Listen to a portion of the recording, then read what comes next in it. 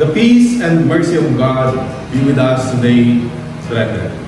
And welcome back to our program, Biblical Point. Good day to all of you.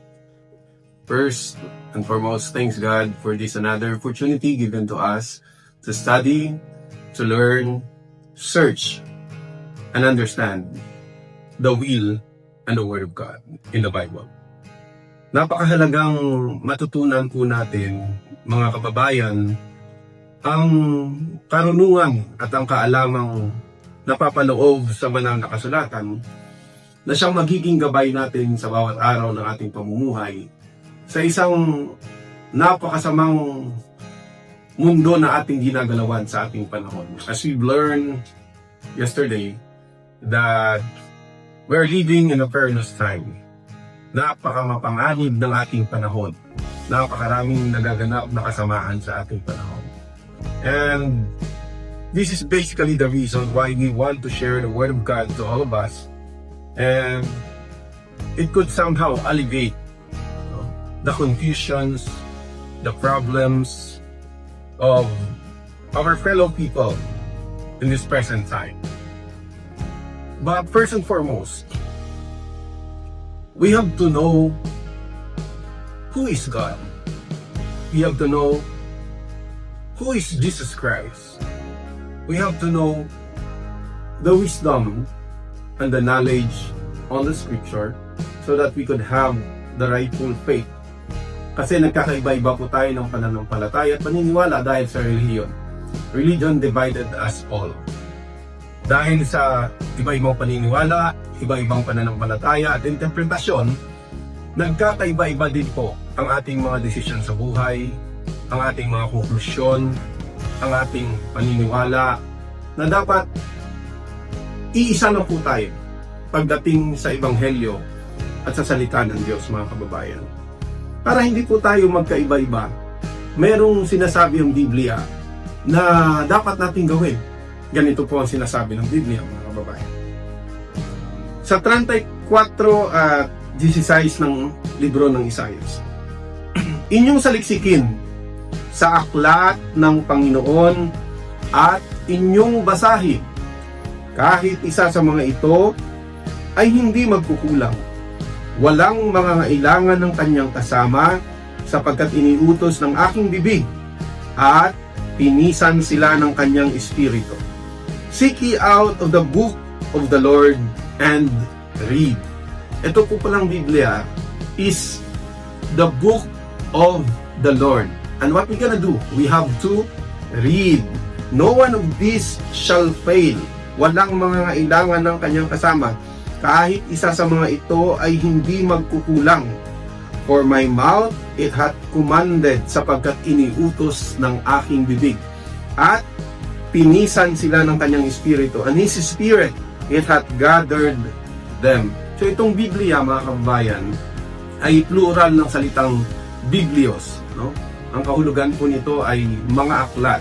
Ito po palang mga aklat ay pinisan ng Espiritu ng Diyos. Kaya when it comes to wisdom and knowledge, sa pagkakilala sa Diyos, paano ba nag-umpisa ang Diyos, ano ba ang Panginoong Kristo, lahat ng paniniwala at pananampalataya na naghahanap tayo ng tamang kasagutan, ibabatay natin sa Biblia. Kahit isa sa mga ito, hindi magkukulang, walang mangangailangan ng kanyang kasama, sapagkat iniutos ng Diyos, iniutos ng aking bibig, at pinisan o tinipon ng kanyang espiritu. It hath gathered them together. Kaya napakahalagang matutunan po natin yung Biblia, mga kababayan. Ngayon, may mga tanong ang marami nating mga kababayan. Kasi marami tayong confusion, mga haka-haka, mga paniniwala. The last time that I encountered, actually, may isang bagay na tinatanong sa akin, ano ba talaga ang Panginoong Jesucristo? Is there any written in the Bible that He claimed or He said that He is God and worship Him? Meron ba siyang statement na ganon? Diyos ba ang ating Panginoong Jesucristo o tao? Saan ba nagmula ang ating Panginoong Jesucristo? Sino ba ang kanyang pinagmulan? How did He existed? ano ba talaga ang tamang paniniwala at pananampalataya na iukol natin sa Biblia. Kasi ang utos ng Biblia, saliksikin ninyo sa aklat ng Panginoon at inyong basahin. Kahit isa sa mga ito ay hindi magkukulang, walang mga ngailangan ng kanyang kasama, sapagkat iniutos ng aking bibig at pinisan sila ng kanyang espiritu. Ngayon ang tanong natin mga kababayan, is there really God? May Diyos ba talaga? Ano po ang sagot mga kababayan ng Biblia? Pakinggan po ninyo sa isang talata ng awit sa 119. Ganito po ang sinasabi ng Biblia mga kababayan. Awit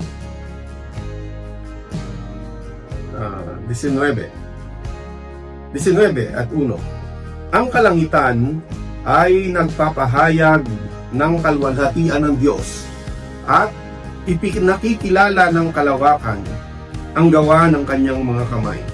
Yun palang kalangitan, sabi sa Biblia, nagpapahayag ng kalwalhatian ng Diyos at ipinakikilala ng kalawakan ang gawa ng kanyang mga kamay. Pag tumingin po pala sa langit mga kababayan sa gabi, may matututunan tayong kaalaman doon. Sabi sa Biblia, nagpapahayag ng kalwalhatian ng Diyos, the glory of God. Have you tried na tumingin sa langit paggabi? Hindi ba nakikita natin yung napakaraming mga bituin? Bilyon-bilyon na mga bituin na nasa ating universo. Kung titingnan natin yung layo, yung naaabot lang ng ating telescope, pinaka-modern time na telescope, ay sinasabi ng siyensya na there are billions of light years away ang layo ng mga stars na nasa ating universo. And there are hundreds of thousands of galaxies or millions of galaxies. And in every galaxies, there are billions of stars. Makikita natin kung gaano kalawak ang universo, gaano kalawak ang outside of this earth, mga kababayan, nalilikha po ng Diyos. Kaya sabi sa Biblia, ang kalangitan nagpapahayag ng kalwalhatian ng Diyos. Pag tumingin ka sa langit, makikita mo may isang maluwalhating Diyos, no? Na talagang lumikha ng maraming mga bagay na nakikita natin outside of this earth, mga kababayan. Kaya kung matalino po tayo, dapat tayong maniwalang may Diyos. Doon pa lang sa langit, maniniwala ka ng talagang may gumawang Diyos niyan, na walang kayang kahit sino man sa atin ang makagagawa ng mga bagay na nakikita natin. Imagine nyo sa Milky Way galaxy lang. In our own galaxy, there are, sabi nila, 9 planets, no? And the Sun is the center of the solar system. Doon sa ating galaxy lang, there are millions of stars. Na-imagine nyo po mga kababayan kung gaano kalaki po yan.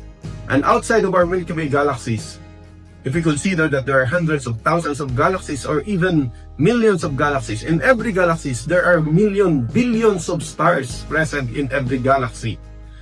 You can't imagine, no, how vast it is, kung gaano kalawak yan mga kababayan, na dapat tayong maniwalang may Diyos. Kaya tama sa amin sa Biblia, ang kalangitan ay nagpapahayag ng kalwalhatian ng Diyos at ipinakikilala ng kalawakan ang gawa ng kanyang mga kamay. So definitely, ang gumawa pala ng kalawakan na yan, na napakalawak, sabi nga ng mga scientifico, it's an ever-expanding universe, gawa pala ng kamay ng Diyos. Kaya po dapat maintindihan natin kung gaano kadakila, gaano kalwalhati, gaano kamakapangyarihan ang ating Diyos na lumikha sa atin, na dapat nating katakutan mga kababayan. Pag nakita natin kung gaano siya kadakila, dapat maramdaman naman natin kung gaano naman tayo kaliit at dapat tayo magpakababa sa harap ng Panginoon na lumikha sa atin. Talaga bang may Diyos? Sa kalangitan pa lang po mga kababayan, nagpapakilala ng may Diyos. At yung mga taong nakakakilala sa Diyos, alam nila yun, hayag sa kanila yun. Sabi sa Roma 1 at 19, ganito ang sinasabi po ng Biblia mga kababayan at inyo pong pakinggan. Sapagkat ang nakikilala tungkol sa Diyos ay hayag sa kanila, sapagkat ito'y ipinahayag ng Diyos sa kanila. Sapagkat ang mga bagay niyang hindi nakikita, buhat pa ng lalangin ang sanglibutan, ay nakikitang maliwanag. Ano lahat ng bagay, ay may mga bagay siyang ginawa na hindi nakikita bago palalangin ang sanlibutan. Pero sabi sa Biblia ni Pablo, nakikitang maliwanag. Papaano? Sa pagkatanto. Ito pala matatanto natin, matatansya natin. No, ma-estimate natin. Sa pagkatanto, sa pamamagitan ng mga bagay na ginawa niya, maging ang walang hanggan niyang kapangyarihan at pagka-Diyos upang sila'y walang madahilan. Yung palang mga bagay niyang hindi nakikita, buhat pa ng lalangin ng sanglibutan, makikita nating maliwanag kung marunong tayong magtansya sa pagkatanto sa pamamagitan ng mga bagay na ginawa niya. Yung mga bagay na ginawa niya na nakikita natin, kagaya ng araw, pag tinignan po natin, parang walang hanggan Parang hindi matatapos Kaya nga sabi sa Biblia, maging ang kanyang walang hanggang kapangyarihan at pagka-Diyos. Diyan pa lang makikita mo na mayroong isang being na talagang lumikha ng araw, no?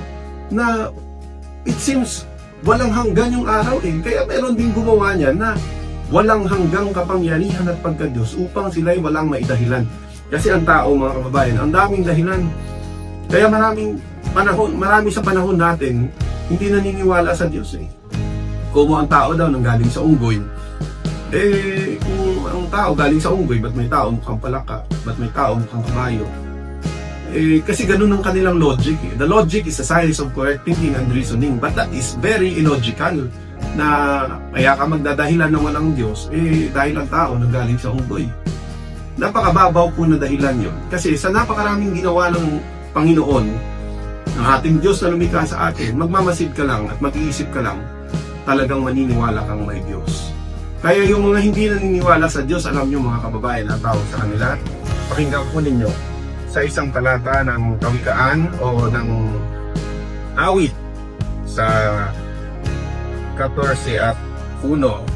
Ganito po ang sinasabi ng Biblia mga kababayan.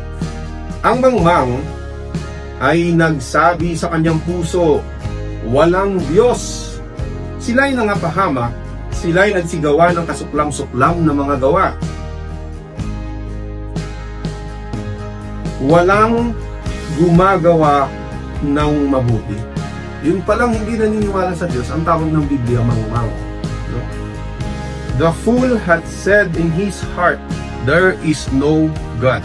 They are corrupt, they have done abominable works. There is none that doeth good. Doon pala sa mga hindi naniniwala sa Diyos, hindi rin sila naniniwala doon sa salita ng Diyos. Hindi sila gumagawa ng mabuti kasi ang mabuti na sinasabi sa Biblia, yung salita ng Diyos, 7:12 ng Roma. Ang salita mo'y banal, matuwid, at mabuti. Kaya ayaw nilang pakinggan yung salita ng Diyos. Pero ang mga taong umuunawa, may karunungang mula sa Diyos, at yun nga yung Panginoong Kristo, pinag-aralan natin nung nakaraan, talagang hayag sa kanila, kilala nila ang Diyos, sapagkat ito'y ipinahayag ng Diyos sa kanila sa pamamagitan ng Espiritu ng Diyos, sapagkat nasisiyasat ng Diyos. Nasisiyasat ng Espiritu ang malalalim na mga bagay ng Diyos. Ngayon ang tanong, paano yung ating Panginoong Kristo? Yan, dyan na pumapasok yung maraming confusion kasi nag-iiba ang paniniwala natin pagdating sa Panginoong Kristo. May naniniwala si Kristo, siya din yung Ama. May naniniwala si Kristo na tao. May naniniwala naman na ang Panginoong Kristo ay tunay na tao, tunay rin na Diyos. May naniniwala naman na ang ating Panginoong Kristo ay propeta. Ano ba ang talagang dapat na pagkakilala natin kung Biblia ang ating batayan? Ano ba talaga ang kondisyon or kalagayan ng ating Panginoong Kristo at bakit may tao at bakit may sinasabing Diyos? Yun po ang ating aalamin at sasaliksikin sa mga oras na ito mga kababayan so that mag-iisa po tayo. To avoid confusion, hindi po tayo magkakawatak-watak pagdating sa relihiyon, tayo po'y mag-aral ng Biblia, no? Na ikabubuti ng ating mga kaluluwa, pati ng ating mga lupain, ng ating katawan. Kasi alam niyo po, pagka natuto tayo ng salita ng Diyos, in all aspects of life, mapapakinabangan po natin ang salita ng Diyos mga kababayan. Kagaya ng sinasabi sa Biblia, sa 2 Timoteo ganito po ang sinasabi ng Biblia, mga kababayan. Pakinggan po ninyo sa 3:14, mga kababayan. Ganito po sinasabi sa Biblia. Sa 15, at mula sa pagkasanggol ay yung nalalaman ang mga banal na kasulatan na makapagpapadunong sa iyo sa ikaliligtas sa pamamagitan ng pananampalataya kay Kristo Jesus. Ang lahat ng mga kasulatan na kinasihan ng Diyos ay mapapakinabangan din naman sa pagtuturo, sa pagsansala, sa pagsaway, sa ikatututo ng nasa katwiran, upang ang tao ng Diyos ay maging sakdal, tinuruang lubos sa lahat ng mga gawang mabuti. Sabi sa Biblia, all scripture is given by inspiration of God and is profitable for doctrine, for reproof, for correction, for instruction in righteousness, that the man of God may be perfect, thoroughly furnished unto all good works. Napakahalaga kung parang matuto tayo ng Biblia, mga kababayan, kasi marami palang kabutihan itong banal na kasulatan. Mula pagkasanggol, sabi ni Pablo kay Timoteo, nalalaman mo ang mga banal na kasulatan na makapagpapadunong sa iyo sa ikaliligtas. Magiging matalino po pala tayo pagdating sa kaligtasan. Hindi tayo maluloko, mga kababayan. When it comes to salvation, magkakaroon tayo ng tamang paniniwala at tamang pananampalataya. Ngayon ang aalamin po natin, ano ba talaga ang Panginoong Kristo? Kailan ba siya nagmula? O pakinggan po ninyo ang ating babasahin sa Juan 1:1, ganito po ang sinasabi po ng Biblia, mga kababayan. Nang pasimula, siya ang berbo, at ang berbo'y suma sa Diyos, at ang berbo ay Diyos. May sinasabi po ditong berbo or salita. Sa English ay, in the beginning was the Word, and the Word was with God, and the Word was God. Itong salita po ito, itong berbo nung pasimula, sabi sa Biblia, ang berbo ay suma sa Diyos at ang berbo ay Diyos. Anong nangyari sa berbo? We will continue reading. 1 verse 14, na ipinanganak na hindi sa dugo, ni sa kalooban ng laman, ni sa kalooban ng tao, kundi ng Diyos. Ito palang berbo, ipinanganak pala ito na hindi sa kalooban ng tao, hindi sa kalooban ng laman, hindi sa kalooban ng dugo, kundi ng Diyos. Anong nangyari? Anong ginawa ng berbo dahil hindi siya sa kalooban ng laman o ng dugo? At nagkatawang tao ang berbo.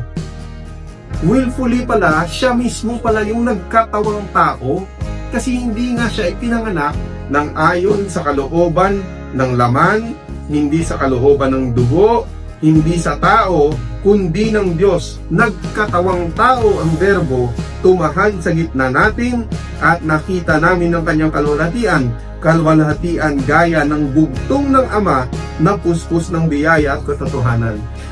Sino po bang alam natin na nagkatawang tao, mga kababayan? Wala naman pong iba kundi ang Panginoong Kristo. Pag itinuloy-tuloy po natin ang basa sa 18, sabi niya, walang taong nakakita kailanman sa Diyos. Ang bugtong na anak na nasa sinapupunan ng Ama, siya ang nagpakilala sa Kanya. Kung tao siya, sabi niya, walang tao nakakita kailanman sa Diyos. Nakita niya kundi ang bugtong ng Ama, bugtong na anak na nasa sinapupunan ng Ama, siya ang nagpakilala sa Kanya. Kaya, mga kababayan, kung maiintindihan po natin, nung pasimula pa pala, ng mga bagay-bagay, nandiyan na po yung berbo. Sabi sa 3, ang lahat ng mga bagay ay ginawa sa pamamagitan niya, at alinman sa lahat ng ginawa ay hindi ginawa kung wala siya. So it's a different entity doon sa Ama, doon sa Diyos Ama. Pero magkasama sila, and the Word was with God, and the Word was God. Ilan na ang Diyos? Dalawa na ang Diyos. O yun, kaya kailangan natin mag-aral, mga kababayan, kung ano talaga ang sinasabi ng Biblia, para magkaroon tayo ng lubos na kaunawaan. Hindi tayo makonfuse ngayon sa pananampalataya at sa ating mga paniniwala, mga kababayan. Pero may sinasabi ang Biblia tungkol sa ating Panginoong Kristo sa Juan 5 at unang Juan 5:20. Ganito po ang sinasabi ng Biblia, mga kababayan, at inyo pong pakinggan. At nalalaman natin na naparito ang anak ng Diyos at tayo'y binigyan ng pagkaunawa upang ating makilala siya na totoo. At tayo'y nasa kanya na totoo, sa makatuwid ay sa kanyang anak na si Jesucristo. Ito ang tunay na Diyos at ang buhay na walang hanggan. Kaya nung nagkatawang tao ang Panginoong Jesucristo, sabi sa Biblia, dito sa lupa, ito ang tunay na Diyos at ang buhay na walang hanggan. Pag tinuloy mong basa, sabi niya, mga anak ko, mag-ingat kayo sa mga Diyos-Diyosan. Kaya nung nagkatawang tao ang Panginoong Jesucristo, marami kasing Diyos-Diyosan doon ang natukoy ng Biblia na ito ang tunay na Diyos at ang buhay na walang hanggan, yung ating Panginoong Jesucristo, mga kababayan. Kagaya nung pinabautismuhan siya, doon sa ilog ng Jordan, doon sa Mateo nakasulat, ang sabi ng Ama, ito ang sinisinta kong anak, na siya kong lubos na kinalulugdan, siya ang inyong pakinggan. Yung ito na yun, tumutukoy sa kanya yun. Kagaya din nung itinayo niya yung church o yung iglesia, sabi niya, at sa ibabaw ng batong ito, ay itatayo ko ang aking iglesia. Kaya yung ito na tinutukoy doon, nagre-refer po yun sa Panginoong Jesucristo. Kaya nga sabi niya doon sa mga Hudyo, igiba ninyo ang templong ito at itatayo po sa 3 araw. Sabi ng mga Hudyo, 46 na taon tinayo yan tapos itatayo mo lang sa 3 araw. Hindi nila napag-uunawa na itinutukoy niya na templo, itong kanyang katawan. Di ba na pinatay siya, nabuhay siya sa 3 araw, mga kababayan. Kaya ang ibig sabihin po ng ito ang tunay na Diyos at ang buhay na walang hanggan. It refers to our Lord Jesus Christ, sa ating Panginoong Jesucristo, mga kababayan. Bakit may tao? Kasi sabi sa Biblia, nagkatawang tao ang Verbo. Meron ba sa Biblia na kinlaim niya na siya'y Diyos? Is there any message or word or claim na sinabi ng Panginoon Jesucristo na siya'y Diyos at sambahin niyo ako? Bakit mayroong tao, mga kababayan?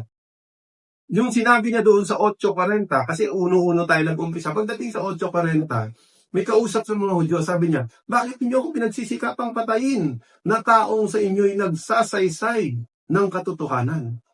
O may tao ba o wala? May tao. Kasi nga, nagkatawang tao ang Verbo. Pero dito ba siya galing? O pakinggan po ninyo kung saan siya galing, mga kababayan. Juan 6 at 38. Ganito ang sinasabi ng Biblia.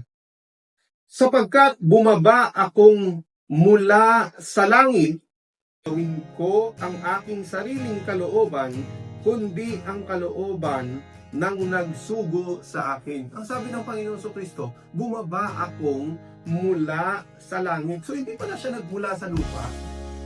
Ang tao kasi, mga kababayan, dito nagmula sa lupa, sa alabok.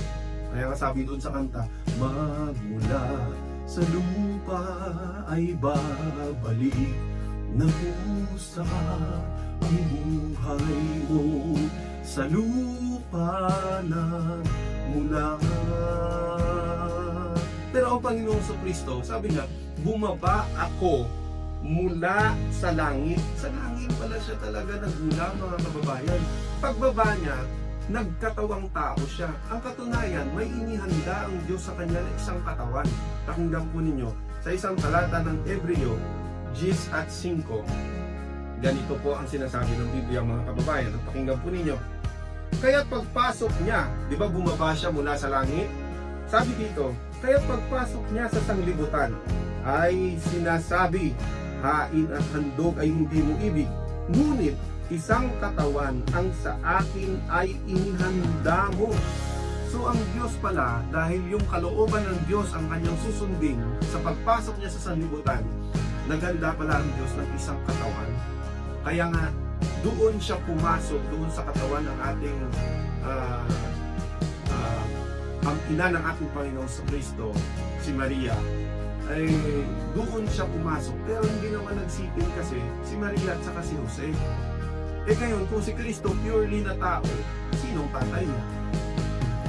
Because if we consider a real man, a human, there must be, according sa mga scientifico o sa medical, there must be a combination of 23 chromosomes ng babae at saka 23 chromosomes ng lalaki. Ngayon, if si Kristo ay talagang purely na tao, sino ang tatay? That's a very question in the Bible na dapat natin pag-aralan, mga kababayan. Kasi alam po ninyo, ang katunayan na nagkatawang tao ang Panginoon sa Kristo. Pero hindi talaga siya umpisang tao. In the beginning was the Word, and the Word was with God, and the Word was God.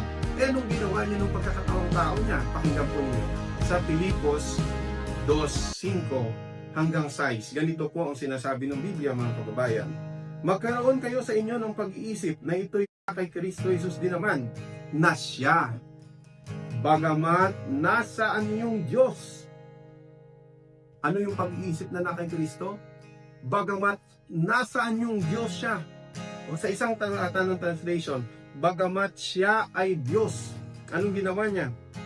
Ay hindi niya inaring isang bagay na nararapat panangnan ang pagkapantay niya sa Diyos. Meron pala siyang pagkapantay sa Diyos.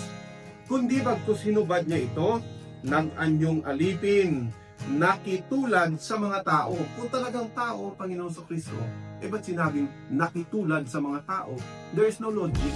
Logic is the science of correct thinking and reasoning. Hindi sasabing nakitulad siya sa mga tao kung talagang purely tao siya. Eh, magkaroon tayo ng ganong pag-iisip na kay Kristo, na siya, bagamat nasaan yung Diyos, hindi niya inaring isang bagay na nararapat panangnan ang pagkapantay niya sa Diyos. May pagkapantay pala siya sa Diyos. Kaya sabi nga niya, ako at ang Ama ay iisa. Iisa sila saan? Gis 30. Iisa sila saan? Iisa sila sa pag-ibig. Iisa sila sa pananampalataya. Iisa sila sa mabubuting gawa. Eh bakit pagdating sa pagka-Diyos, hindi ba sila pwedeng iisa? Kaya nga nung sinabi niya yun sa mga Hudyo, ako at ang Ama isa, binato siya ng mga Hudyo eh. Eh sabi niya, bakit yung pinagsisikapang patayin na tao sa inyo eh? Nagsasaysay ng katotohanan. Kanino siya tao? Doon sa mga mamamatay tao. Bakit niyo pinagsisikapang patayin na tao sa inyo eh? Nagsasaysay ng katotohanan. Eh di ba si Juan ang nagsulat noon? Eh anong sabi ni Juan? 5:21, ito ang tunay na Diyos at ang buhay na walang hanggan. Eh anong sagot ng mga Hudyo? Ay hindi ka namin binabato, hindi ka namin papatayin dahil sa mabubuting ginawa mo. Kaya ka namin binabato dahil bagamat ikaw ay tao. Matindi ang paniniwala ng mga Hudyo na si Kristo talaga tao. Bagamat ikaw ay tao, nagpapakunwari kang Diyos. Ayaw nilang tanggapin na si Kristo ay Diyos. Sinasabi na nga niya, ako at ang Ama ay isa. Kumbaga, indirect na sinasabi ng Panginoon sa Kristo yun. Na ako at ang Ama ay isa, indirect na sinasabi niya yun. Eh kasi kung sasabihin niya, ako'y Diyos, lumamba kayo sa akin, eh nagkatawang tao nga siya eh.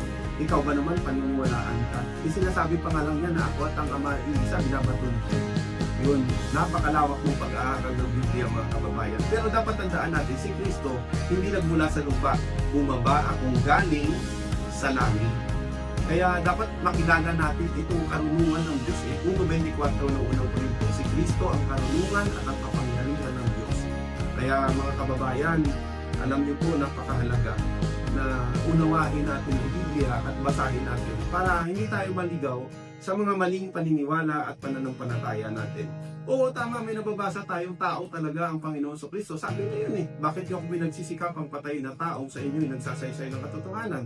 Sinabi din niyo ni Pablo, may isang tagapamagitan sa Diyos at sa mga tao, ang taong si Jesucristo na ibinigay ang kanyang sarili.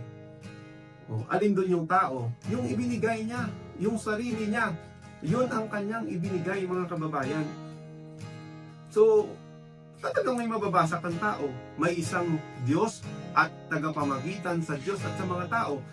But if Christ, the question is, if He is purely man, do you think you have the courage? Do you think you have the right to become a mediator between God and man? If you don't exactly feel the divinity, you will never be a God. Paano kang mamamagitan sa Diyos at sa mga tao? Mamamagitan ka lang sa Diyos at sa mga tao kung naiintindihan mo ang kalagayan ng pagiging Diyos at naiintindihan mo ang kalagayan ng pagiging tao. Kaya tama sabi sa Biblia, may isang tagapamagitan sa Diyos at sa mga tao. Bakit? Si Kristo nung pasimula, siya ay Diyos. He is with God. No, from eternity, together with God.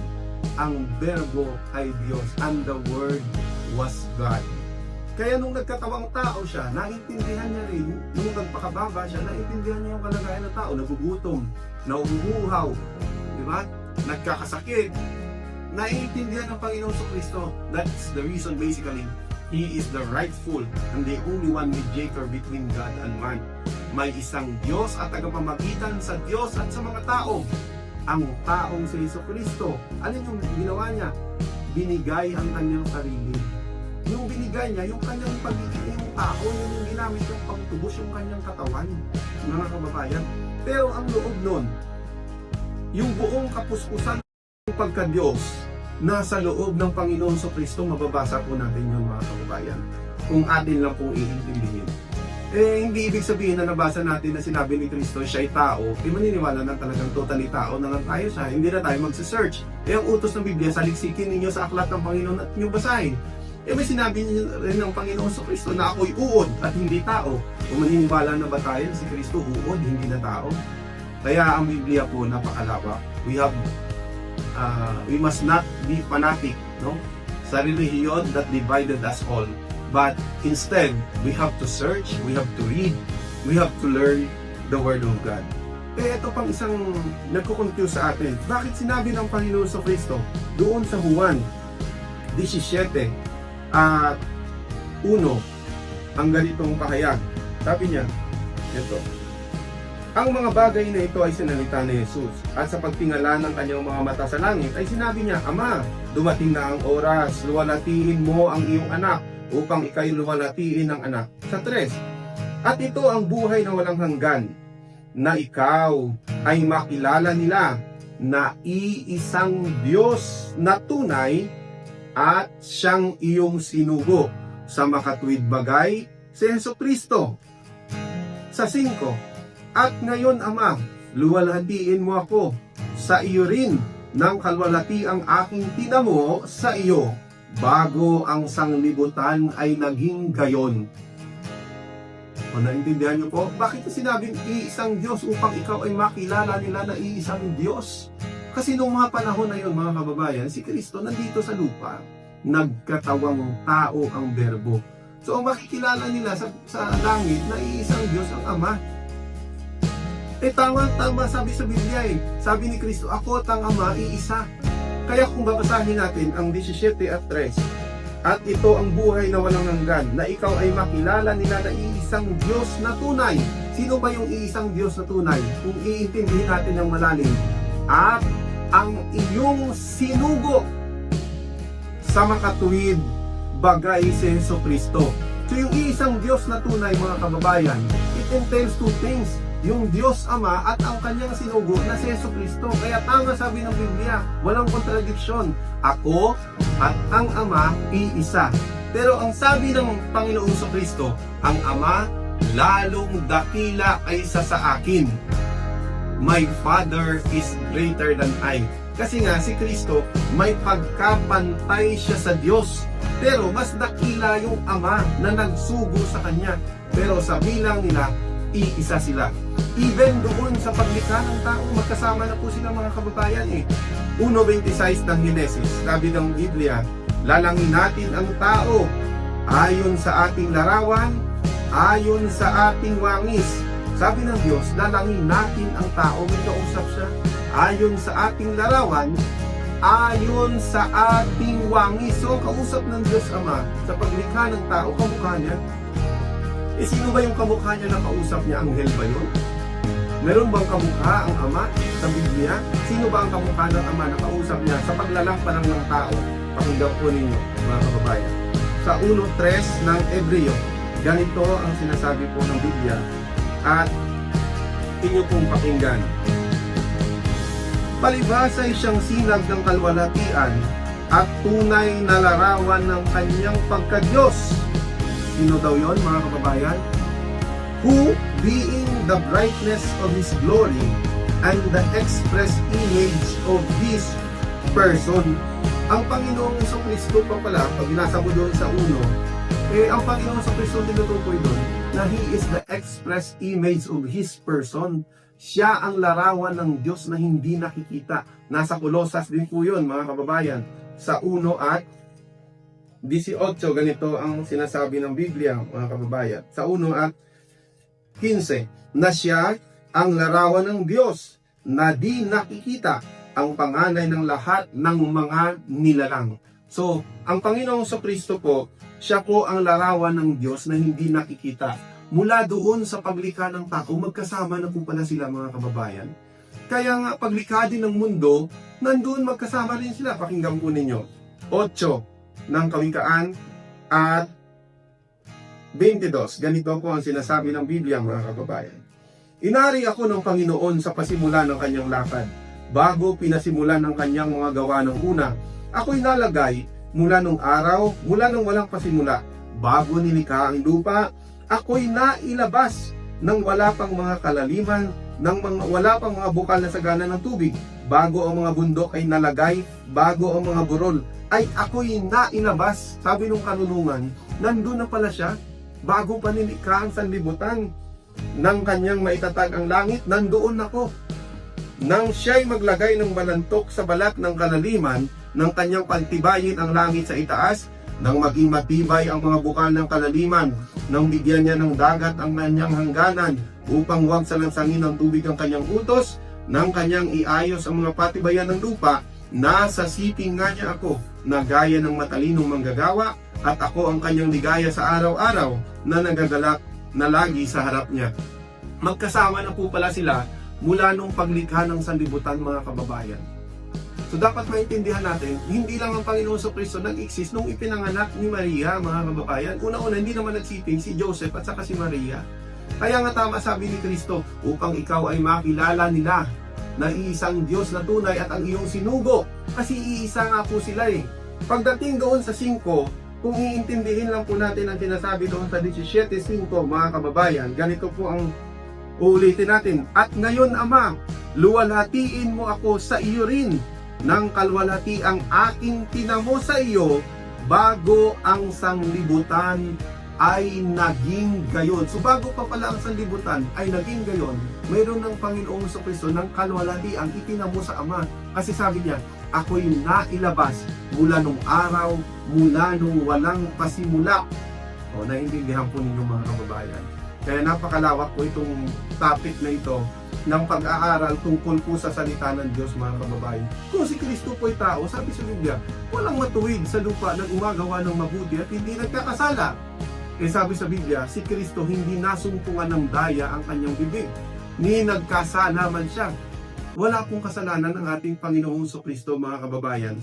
Kaya dapat maliwanag po sa ating mga kaisipan, ang Panginoong Kristo po ay karunungan ng Diyos na nagmula pa doon sa eternity na kasama ng Diyos sa paglikha ng mundo, bago pa ng alabok ng sanlibutan, paglikha ng tao, kasama din po siya ng Ama. Sabi nga doon sa 30 ng Kawikaan, ano ang kanyang pangalan? At ano ang pangalan ng kanyang ama, ng kanyang anak?